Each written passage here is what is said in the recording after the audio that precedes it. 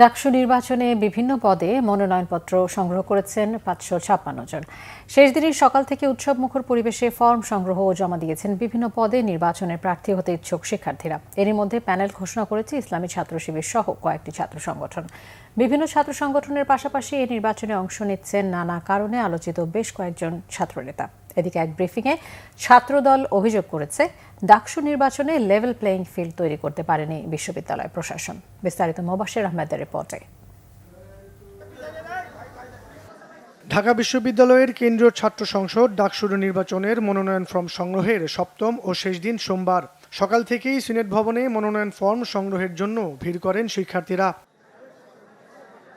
ডাকসুতে বিভিন্ন পদে মনোনয়ন ফর্ম সংগ্রহ করেছেন ৫৬৫ জন, আর ১৮টি হল থেকে হল সংসদ নির্বাচনের প্রার্থী হিসেবে মোট ১,২২৬ জন মনোনয়ন ফর্ম সংগ্রহ করেছেন। এদিকে সকালে ডাকসু নির্বাচনের পূর্ণাঙ্গ প্যানেল ঘোষণা করেছে জামায়াত ইসলামীর ছাত্র সংগঠন ইসলামী ছাত্র শিবির। এই প্যানেলের ভিপি প্রার্থী আবু সাইদ কায়েম ও জিএস পদে প্রার্থী এস.এম. ফরহাদ। ইসলামী ছাত্র শিবিরের জায়গা থেকে আমরা চেয়েছি বিশ্ববিদ্যালয়ের যত ধরনের শিক্ষার্থী আছে আমরা সবাইকে আমাদের যে জোট হচ্ছে, আমাদের যে প্যানেল হচ্ছে সেখানে রিপ্রেজেন্ট করার জন্য। ইতিমধ্যে আমাদের প্যানেলে কারা কারা থাকছেন সেটা আপনারা জানতে পেরেছেন। আমরা যে প্যানেল করেছি এবং শিক্ষার্থীরা, আমাদের অন্যান্য যে বন্ধুপ্রতিম ছাত্র সংগঠন এবং ইন্ডিপেন্ডেন্ট অ্যাক্টিভিস্টরা যে প্যানেলগুলো করছে, সব মিলে আমাদের যে নির্বাচন হতে যাচ্ছে সেটি একটি প্রাণবন্ত নির্বাচন হতে যাচ্ছে ইনশাআল্লাহ। এবং শিক্ষার্থীদের যে আকাঙ্ক্ষা, জুলাইয়ের যে আকাঙ্ক্ষা, সে আকাঙ্ক্ষার আলোকে আমরা আমাদের ইস্তেহারগুলো খুব দ্রুত সময়ের মধ্যে আপনাদের সামনে পেশ করব। ছাত্র অধিকার পরিষদও তাদের প্যানেল ঘোষণা করেছে। এই প্যানেল থেকে ভিপি পদে বিনিয়ামিন মোল্লা ও জিএস পদে সাবিনা ইয়াসমিন প্রতিদ্বন্দ্বিতা করবেন। এবং আগামী দিনে ঢাকা বিশ্ববিদ্যালয়ের নীতি নির্ধারণ এবং বাস্তবায়নের ক্ষেত্রে তারা অংশীজন হতে পারবে, এটা ঢাকা বিশ্ববিদ্যালয়ের শিক্ষার্থীরা ভাবতে পারছে।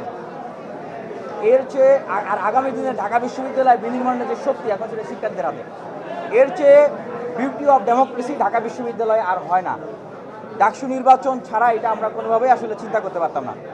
এছাড়া উমামা ফাতেমার নেতৃত্বে একটি পূর্ণাঙ্গ প্যানেল মাহিন সরকারকে ভিপি ও জালাল উদ্দিনকে জিএস করে আরও একটি প্যানেল মনোনয়ন ফর্ম তুলেছে। যাদের কাজ আছে, যোগ্যতা আছে এবং অভিজ্ঞতা আছে, ডিল করার মতো ক্যাপাসিটি আছে, সেরকম শিক্ষার্থীদেরকে দিয়ে আমরা আমাদের সম্পাদক প্যানেল এবং সদস্য প্যানেল এইটি সাজিয়েছি। এবং আগামীকালকে আমাদের পূর্ণাঙ্গ প্যানেলের যে পূর্ণাঙ্গ বিবরণী সেটা আমরা আপনাদের সামনে একটি ব্রিফিংয়ের মধ্য দিয়ে উপস্থাপন করব। মনোনয়ন ফর্ম সংগ্রহের দিন শেষ হলেও মঙ্গলবার তা জমা দেওয়া যাবে।